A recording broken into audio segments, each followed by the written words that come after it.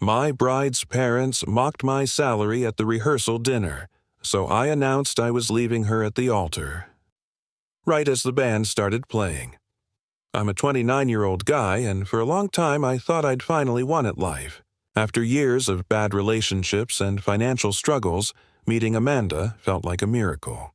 She was everything I thought I'd been waiting for. Graceful, ambitious, the kind of woman who made every room feel brighter just by walking into it. We met at a charity event where I was volunteering. She said she admired that I cared about things that didn't make money. At the time, I thought it was a compliment. We started dating soon after. Late-night drives with old rock songs, weekend trips to the lake, talking about our dreams like we already had the world figured out. I loved how real she seemed, how she'd hold my hand in public without caring who was watching. When she told me she loved me because I was different from all the guys she grew up around, I believed her. The proposal was something out of a movie. She said yes through tears while our friends filmed it, and before I knew it, our engagement photos were all over Instagram. Sunsets, champagne, captions like "My Forever." Her parents, both old money types, offered to pay for most of the wedding. I thought it was generosity, not control. Every time her mother mentioned doing things the right way, I smiled and nodded, not realizing how loaded those words were. I tried to fit in during family dinners, but her mom's smile always had an edge, and her dad's compliments landed like little cuts. "It's impressive what you've made of yourself, considering where you started," he'd say, swirling his wine. Amanda would squeeze my hand under the table, pretending not to notice. Still, I ignored the unease.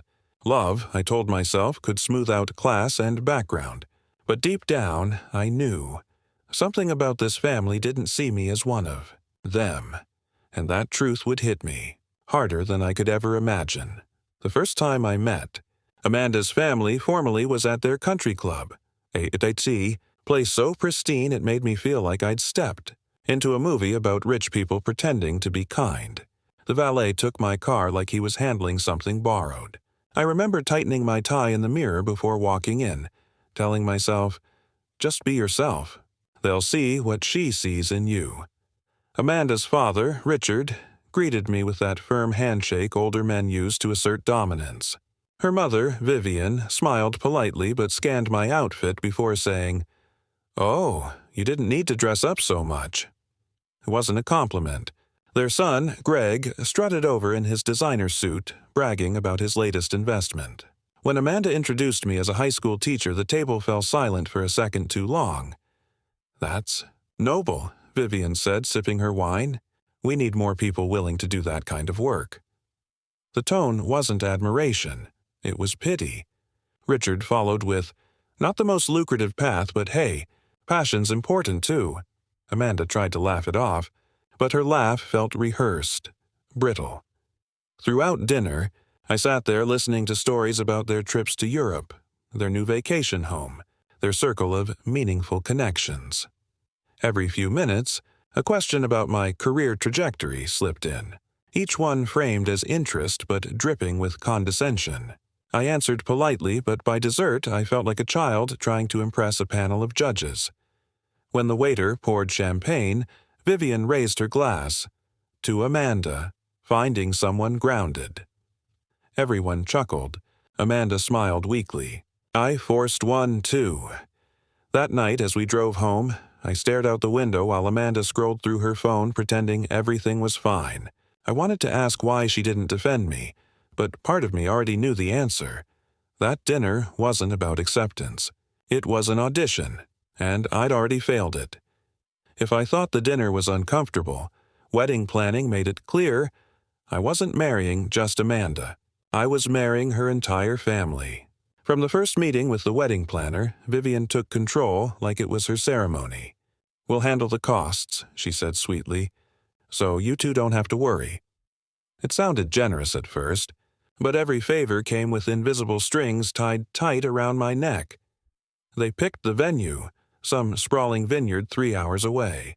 They chose the colors, the caterer, even the band.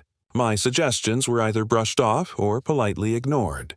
When I mentioned inviting my best friend Mark, who works construction, Amanda hesitated. Maybe just immediate family and close friends, she said, her eyes darting toward her mother. I laughed it off, but it stung more than I admitted. At one point, the florist brought up a $20,000 arrangement for the reception. I half joked, "That's more than my car." Vivian smiled. "Oh, honey, some things are worth spending for." Her father chimed in, "Don't worry, son. We've got this covered. Your contribution can be symbolic." I laughed along, but something inside me twisted. Symbolic, like I was a guest at my own wedding. One evening, I sat beside Amanda as she scrolled Pinterest boards, her face glowing in the light of her phone. "Babe, do you even like all this?" I asked. She smiled without looking up. "It's fine. My parents just want it perfect." But perfect for who? The more I watched her, the more I realized she wasn't planning our wedding. She was planning their show. A performance for their friends, their status, their pride. Still, I kept my mouth shut. I told myself it would all be worth it once the vows were said. But deep down, I could feel it. The wedding was theirs. I was just the prop they dressed up for the photos. The rehearsal dinner was supposed to be a celebration, a final, joyful evening before our big day. Instead, it became the night that stripped away every illusion I had about Amanda's family, and about her. The restaurant they chose was one of those overpriced places where the lighting is dim enough to make you forget how small your plate is. Every detail screamed money. Every face at the table screamed judgment. It started subtly. Amanda's father, Richard, raised his glass to toast the soon-to-be happy couple. He began with charming anecdotes about Amanda's childhood, how she always aimed high, how she was born to live beautifully. Then his tone shifted. And now she's found someone who truly loves her, even if he might not be able to afford her taste. Laughter erupted around the table. My stomach dropped. I looked at Amanda, waiting, hoping for her to say something. But she just smiled awkwardly and said, "Dad," as if it were harmless banter. Her brother Greg added, "Hey, maybe teaching's not so bad. He gets summers off to recover from the bills." More laughter. I felt my face heat up, every muscle in my jaw tightening as I forced a polite grin. I tried to excuse myself to the restroom, but Vivian stopped me on the way. "Don't take it personally," she said softly. "Richard just likes to joke. We're all so happy Amanda found someone grounded. It's refreshing. Grounded. That word again. I wanted to ask if grounded meant beneath them." When I came back, Amanda was chatting with her friends, laughing like nothing had happened. I sat down beside her, silent, while the waiter poured champagne for the next toast. The glass felt heavy in my hand. That night, as everyone clinked glasses and laughed under golden chandeliers, I stared across the table and realized something terrifying. Amanda wasn't embarrassed by her parents. She was comfortable with it, and that realization changed everything. After the dinner, I couldn't sleep. My head kept replaying the laughter, the smirks, the way Amanda just sat there, pretending the whole thing was harmless fun. Around midnight, she came into our hotel room, still in her dress, scrolling through photos from the evening like nothing had happened. I finally said it. "Your dad humiliated me, Amanda. In front of everyone." She didn't even look up. "Oh, come on, he was just joking. Don't make it a big deal." "Amanda," I pressed, "he mocked my job. My life." "You laughed." She sighed like I was a child throwing a tantrum. "You knew what my family's like. They don't mean anything by it. They just have different expectations." "Expectations?" I asked, disbelief creeping in. "You mean money?" Her eyes flicked toward me, cold and sharp. "They want to make sure I'm taken care of. You can't really blame them for that, can you?" Her words hit like a gut punch. Taken care of. Like I was some broke dreamer lucky she'd chosen me. "So what, I'm not good enough?" I asked. She hesitated, just long enough to confirm it. "I didn't say that," she murmured. "I just think maybe love isn't enough in the long run." Silence filled the room. I stared at her, waiting for a hint of regret. There was none. Just indifference. She crawled into bed, turned off the light, and said, "Let's not ruin the weekend over something small." I lay awake, staring at the ceiling, my heart pounding. That was the first moment I saw her clearly, not as the woman I loved, but as someone already planning a future that didn't include me as an equal. And somewhere between anger and heartbreak, a seed of resolve began to grow. Something had to change. I just didn't realize yet how far I'd go to make that happen. The morning before the wedding, I woke to a knock on my hotel door. It was Richard, Amanda's father, holding a leather folder and wearing the kind of polite smile that hides a knife behind it. "Just a small formality before tomorrow," he said, stepping inside like he owned the place. He placed the folder on the table and gestured toward it. "It's a prenup. Nothing personal, just protection for both families." I opened it and started reading. It wasn't protection. It was a trap. Every clause safeguarded their assets, investments, and even Amanda's jewelry. My name appeared only to list what wouldn't be shared, essentially my modest savings account. And the kicker, a clause stating that if the marriage ended, I'd owe them for wedding costs. My stomach turned. "I thought this was a partnership," I said, my voice low. Richard chuckled. "Oh, son, it's just good business. You're not used to how people like us handle things." That word, us, cut deep. I wanted to throw the folder at him, but I forced myself to stay calm. "And Amanda's okay with this?" I asked. He smirked. Of course. It was her idea. That was the moment something snapped inside me. Not the anger from the dinner, not the humiliation. This was colder, sharper. Amanda knocked a few minutes later, smiling like nothing was wrong. "Dad talked to you?" she asked sweetly. "It's just to keep things clean." "Clean," I repeated, staring at her. "You mean controlled." She rolled her eyes. "You're overreacting. My parents have worked hard for what they have. I didn't sign it. I just folded it carefully, slid it into my jacket, and smiled." "You're right," I said quietly. "It's just business." But deep down, I'd already made a decision. If this marriage was a transaction to them, then I was done playing the role of the product. That night, the hotel felt colder than ever. I sat by the window, the city lights blurring beneath a drizzle, holding that damn prenup in my hands. I must have read it a dozen times, every line, every insult disguised as legal precaution. My reflection in the glass looked like someone I didn't recognize, a man who'd let love blind him to every warning sign. My phone buzzed. It was Mark, my best man. "You okay, man?" "You sound off," he asked. I hesitated, then told him everything. The mockery, the prenup, Amanda's reaction. There was a long silence before he said, "You don't have to go through with it, Tay. Walking away now doesn't make you weak. It means you finally stood up for yourself." I laughed bitterly. "You think I can just bail? Everyone's already here. The venue, the guests. Her parents will make sure I look like a coward." Mark's voice steadied. "Maybe looking like a coward for a day is better than living as their puppet forever." After we hung up, I sat there for hours, thinking. The rage had cooled into something quieter, more precise. I realized I didn't want revenge born from chaos. I wanted control. I wanted them to feel the exact humiliation they'd fed me, but magnified. So I started planning. I knew how tomorrow would unfold, the perfect ceremony, the proud parents, the expensive smiles, and right in the middle of their performance I'd give them something to remember me by. By sunrise, I was calm. I ironed my shirt, polished my shoes, and tucked the unsigned prenup into my pocket like a loaded weapon. When I looked in the mirror, I wasn't the nervous groom anymore. I was the man who'd finally stopped apologizing for being himself, and by the end of the day, everyone in that room would know exactly who they'd underestimated. The next day, everything looked perfect. Too perfect. The sky was a crisp blue. The vineyard glowed in sunlight, and the guests arrived in designer clothes that probably cost more than my monthly paycheck. I watched them sip champagne under white canopies while photographers circled like vultures capturing the happiest day of our lives. Amanda looked stunning in her gown, smiling effortlessly for every camera. But when our eyes met, all I saw was calculation behind the charm.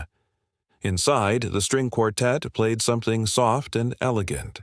Amanda's father walked her down the aisle, his grin wide, His chest puffed like he was handing off a prized possession. Everyone turned toward me. The lucky man. My heart was steady, my smile genuine enough to fool them. I'd rehearsed this performance 1,000 times in my head. When she reached me, Amanda whispered, "You look nervous." I leaned closer. "Not nervous," I said quietly. "Just ready," the officiant began. The words blurred together. Love, unity, forever. I barely heard them. My eyes scanned the crowd, Vivian dabbing fake tears, Greg smirking like he was watching a play. Every laugh from the guests echoed the same arrogance from that rehearsal dinner.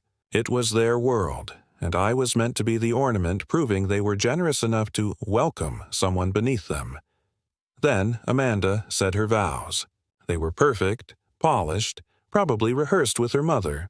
"You make me feel grounded," she said, smiling at me like it was a compliment. That word again, grounded. I smiled back, steady. When it was my turn, I took her hands and looked her straight in the eye. My pulse slowed, calm and deliberate. "I've been thinking a lot about what it means to be real," I began, my voice even. The guests leaned in. The air grew still. They had no idea the performance they were about to witness wasn't a wedding. It was an ending. The ceremony ended without a hitch. At least, that's what everyone thought. Photos were taken, champagne poured, laughter echoed across the vineyard like a soundtrack to a lie. By the time the reception started, I felt like a ghost walking through someone else's life. Every "congratulations" and "you're so lucky, man" sounded hollow, rehearsed. Dinner was served, and soon came the part I'd been dreading. The toasts. Amanda's father stood, glass in hand, his face already flushed with alcohol. He started with charm, talking about Amanda's beauty, her determination, how she'd always aimed for the stars. Then he turned toward me, grinning. "And now she's found someone who'll keep her grounded, literally. A teacher, maybe not rich, but certainly patient." Laughter filled the room. Again, that same echo, that same sting. I looked at Amanda, waiting, hoping, but she laughed too, softly at first, then louder when her brother chimed in with, "At least the kids will get free tutoring." The sound blurred like water rushing into my ears. My chest tightened. My fingers clenched around my glass. That was my rock bottom, sitting there in front of everyone, watching the woman I was supposed to marry laugh at the expense of my dignity. The same woman who once told me she loved me for being real. Mark caught my eye from across the room. He didn't have to say a word. I knew he saw it too. The humiliation, the betrayal, the final crack in the foundation. I looked down at my wedding ring, the one I'd slipped on with shaking hands just hours earlier. It suddenly felt like a chain. That was the moment something inside me went silent. Not angry, not hurt, just done. Completely, utterly done. As the band started tuning their instruments for the first dance, I stood up, smoothed my jacket, and made my way to the microphone. If they wanted a show, I was about to give them one they'd never forget. I walked toward the microphone as the band prepared to play our first dance song. Her favorite, of course. The chatter dimmed, and all eyes turned to me. Amanda's smile froze, confusion flickering across her face. I tapped the mic twice. The speakers let out a soft echo that filled the reception hall. "Before the band starts," I said, my voice steady but cold, "I just want to say a few words." At first, people clapped politely, expecting a groom's speech full of love and gratitude. I looked at Amanda's parents, Vivian's smug grin, Richard's half-drunken pride, and I felt the last trace of fear leave my body. "It's been an unforgettable few days," I began. "I've met some incredible people here, and some unforgettable ones for the wrong reasons." Nervous laughter rippled across the tables. I glanced at Amanda. "I've also learned that sometimes love isn't enough when respect isn't there."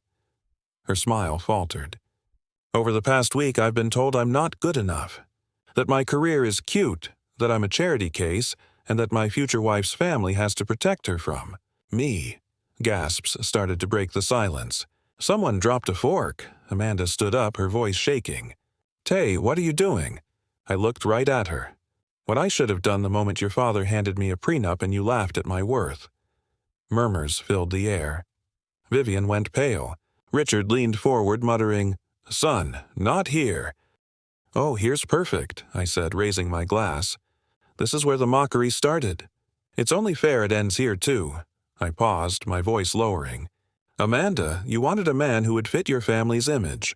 You just didn't want one who'd stand up for himself." Then I set the microphone down, pulled off my wedding ring, and placed it on the table. The band, unsure what to do, started playing softly. The exact moment I turned and walked out through the stunned silence. Behind me, I could hear Amanda calling my name, but I didn't look back. For the first time that night, I felt free. By the next morning, my phone was exploding. I woke up to dozens of missed calls, hundreds of messages, and a dozen tags on social media. Someone had filmed my entire speech and posted it online. Within hours, it had gone viral. The clip was everywhere. Groom walks out mid-reception after bride's family mocks him. The internet had chosen sides, and surprisingly, most of them were on mine.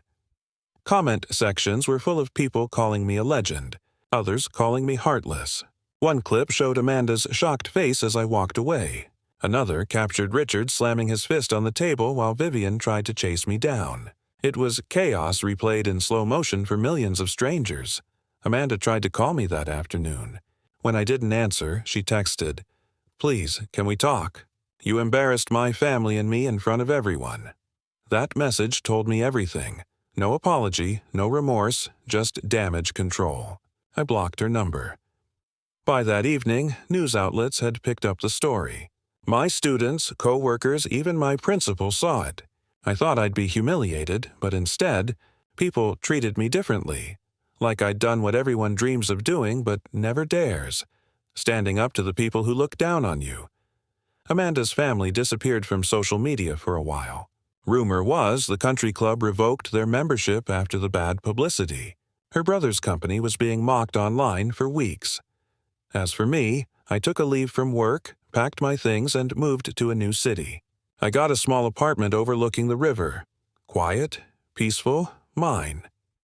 Every now and then, I'd get a new message from someone saying, "Man, your story gave me courage." I didn't reply to most, but I read every single one. Because for the first time in my life, I didn't feel small. I felt seen, and that feeling was worth more than any apology Amanda could ever offer. A year later, I barely recognized the man in the mirror.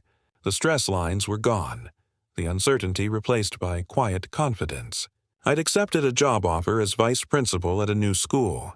Double the pay, more freedom, and a fresh start. I'd built a life that didn't revolve around proving myself to anyone. One afternoon, I stopped by a coffee shop near campus. While waiting in line, my phone buzzed with a message from Mark. "Dude, you've seen this." He sent a link to a news article.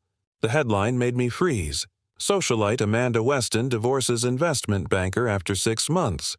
I opened it. There she was, Amanda, looking thinner, older, standing beside her father in a photo where none of them were smiling. The article mentioned family financial troubles and a series of poor investments. Their empire, apparently, had started crumbling. For a moment, I just stared at the screen. No anger, no satisfaction, just calm realization. Life had handled my revenge better than I ever could. Later that evening, I drove home with the windows down. The same song that played at our wedding, our supposed first dance, came on the radio. For a split second, I almost turned it off, but instead I let it play. I wasn't haunted by it anymore. It was just a melody. Nothing more, nothing less. I thought about the man I used to be. The one who mistook approval for love, silence for peace, and humiliation for humility. That version of me died the night I walked away from that altar. As I parked and stepped out into the cool evening air, I smiled to myself and whispered, "You didn't lose her. You freed yourself." The world may have seen it as a scandal, but to me, it was liberation.